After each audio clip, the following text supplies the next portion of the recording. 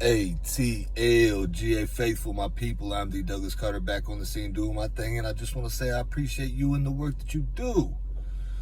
I'm going to try to make this real quick. The Falcons signed who?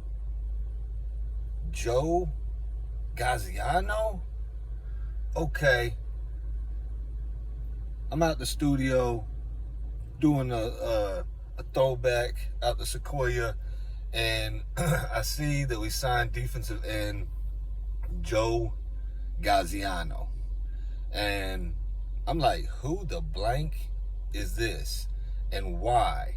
Why are we signing these? Why are we continuing a trend of signing players that nobody knows instead of getting proven commodities?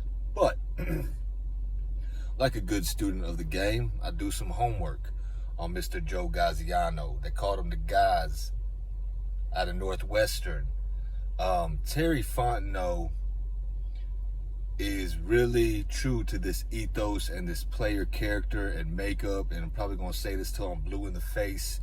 Hopefully not, but I mean, it is what it is. He continues to try to find untapped potential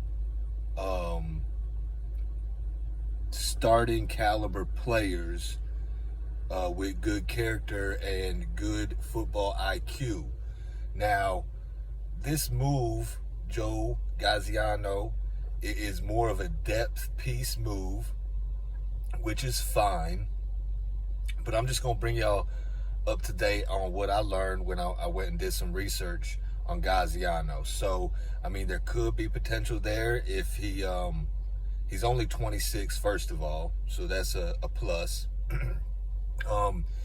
Out of high school, I'm not sure how to pronounce his high school's name. It was like, I'm not even going to try. But anyway, as most people that make it to the NFL, they do pretty good in high school.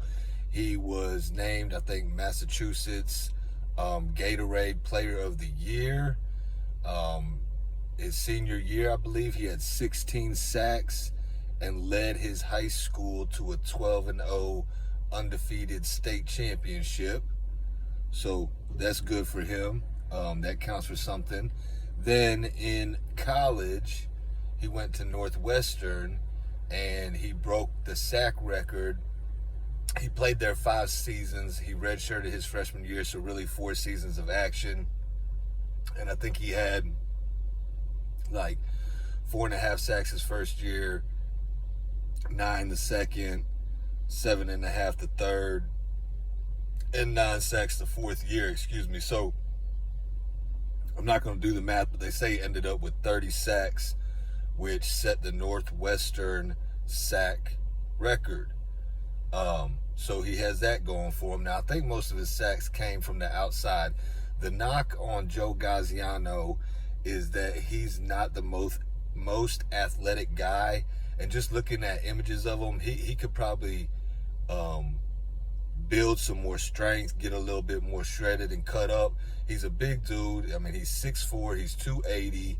So although he's labeled as a defensive end, and he can play off the edge, he's just not that athletic.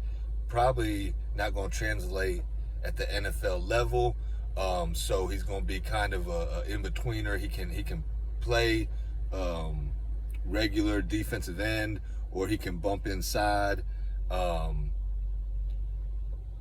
His mentality, his football IQ and all that makes up for his lack of all-star athleticism. He was undrafted in the 2020 draft.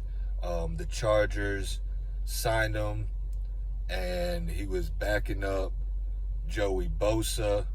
So, like, you know, Bosa probably not going to see the field much, but the good thing is the San Diego Chargers didn't really want to get rid of him. He was like practice squad, elevated to the starting roster. He did record 1 sack. He didn't play too many games. He'd be like back, try to stash him on the practice squad, bring him up, stash him, bring him up. They didn't want to let him go. They was trying to stash him, but Terry Fontenot was like, okay, he probably seen him. Maybe they liked him in 2020. This was like the COVID thing, so it was kind of wonky anyway. But anyway, Joe Gaziano, I hope you come to Atlanta, provide some depth. You're only 26, so you could, really focus in on your craft, and maybe you could be more than just a depth piece. But we will see. I just wanted to hit y'all up with that real quick, man. I appreciate all my subscribers and everybody who tuned in. Shout out to all the OGs out there that will be doing the positive content. Y'all know who y'all are.